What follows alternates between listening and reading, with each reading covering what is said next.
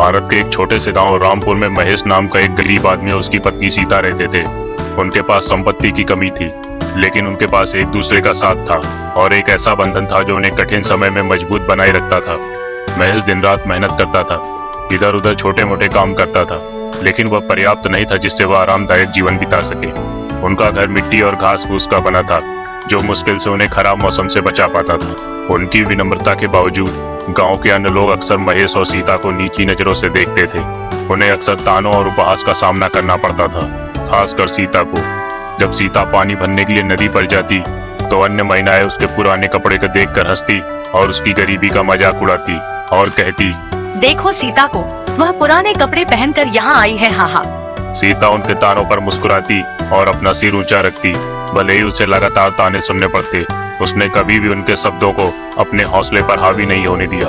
उसे पता था कि महेश के प्रति उसका प्रेम और वफादारी किसी भी संपत्ति से अधिक कीमती है। एक शाम गांव के ऊपर काले बादल छा गए और मूसलाधार बारिश शुरू हो गई। महेश और सीता अपने छोटे से मिट्टी के घर में एक दूसरे से सटकर बैठ गए। दोनों मिलकर यह प्रार्थना कर रहे थे कि उनका घर इस बारिश को सहन कर ले। लेकिन जैसे जैसे तूफान तेज हुआ, पानी दीवारों से रिसने लगा और जल्दी उनका घर पानी से भर गया। उन्होंने अपने आसपास के कुछ बर्तन, कम्बल और जरूरी सामान इकट्ठा किए और अपने सिर पर रख कर आश्रय की तलाश में निकल पड़े। असहाय स्थिति में महेश ने अपने बड़े भाई रत्नेश से मदद मांगने का फैसला किया, जो पास के एक मजबूत घर में रहता था। उसके भाई का बड़ा परिवार था और महेश को लगा कि वह उन्हें एक रात के लिए तो जरूर शरण देगा। लेकिन जब वे उनके दरवाजे पर पहुंचे, गीले और कांपते हुए, तो उसने सख्ती से दरवाजा बंद कर लिया और कहा, मैं तुम्हें अंदर नहीं ले सकता। हमारे पास खुद के लिए मुश्किल से ही जगह है। अपने घर वापस जाओ। टूटे हुए दिल से महेश और सीता अपने बाढ़ग्रस्त घर की ओर लौट गए। वे दोनों एक कोने में बैठ गए जहां पानी थोड़ा कम था और बारिश की रात में एक दूसरे को गर्म रखने की कोशिश करते रहे। अगले दिन जैसे ही आसमान साफ हुआ, महेश ने गांव के बाजार में काम तोड़ने का फैसला किया। उसे पता था उसे कुछ करना होगा, कुछ भी, ताकि वह सीता के साथ अपना जीवन फिर से बना सके।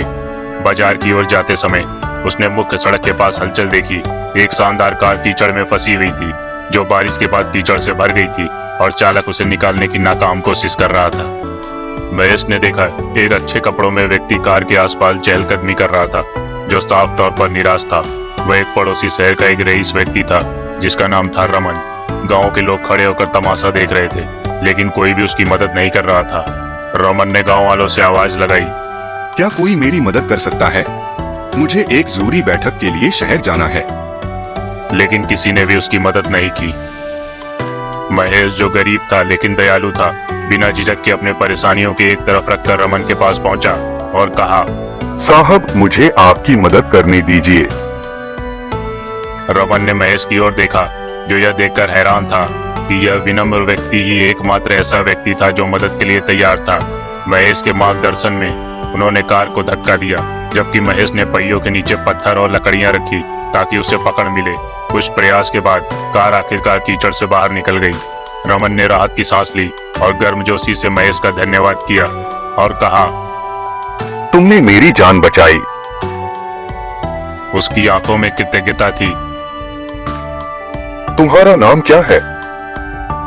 उसने बड़ी सरलता से जवाब दिया, महेश नाम है मेरा, साहब। रमन ने महेश की ओर विचारशीलता से देखा। महेश, तुम्हारा दिल बहुत अच्छा है। क्या तुम मेरे साथ शहर में काम करना चाहोगे? मुझे हमेशा मेहनती लोगों की जरूरत रहती है। महेश को अपने कानों पर विश्वास नहीं हुआ और एक चौड़ी मुस्कान के साथ उसने प्रस्ताव स्वीकार कर लिया। रमन ने महेश के घर जाकर उसकी पत्नी सीता को साथ लाने का आग्रह किया। जब वे वापस मिट्टी के घर पहुंचे तो सीता यह देखकर चौंक गई कि उसका पति इतनी शानदार कार से बाहर आ रहा है। रमन ने उसे गर्मजोशी से अभिवादन किया और जब महेश ने अवसर के बारे में बताया तो सीता की आंखों में आशा भर गई। उन्होंने अपनी थोड़ी बहुत चीजें इकट्ठा की और रमन की मदद से गांव को एक नई शुरुआत के लिए छोड़ दिया। शहर में महेश ने अपनी मेहनत से खुद को साबित किया और रमन का विश्वास और प्रशंसा हासिल की।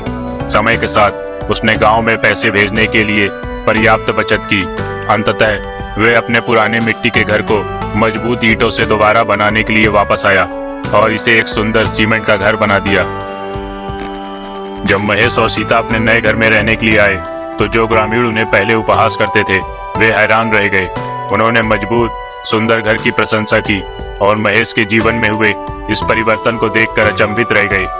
महेश और सीता की कहानी गांव में एक मिसाल बन गई और जो लोग पहले उनका मजाक उड़ाते थे वे अब उनका गहरा सम्मान करते थे।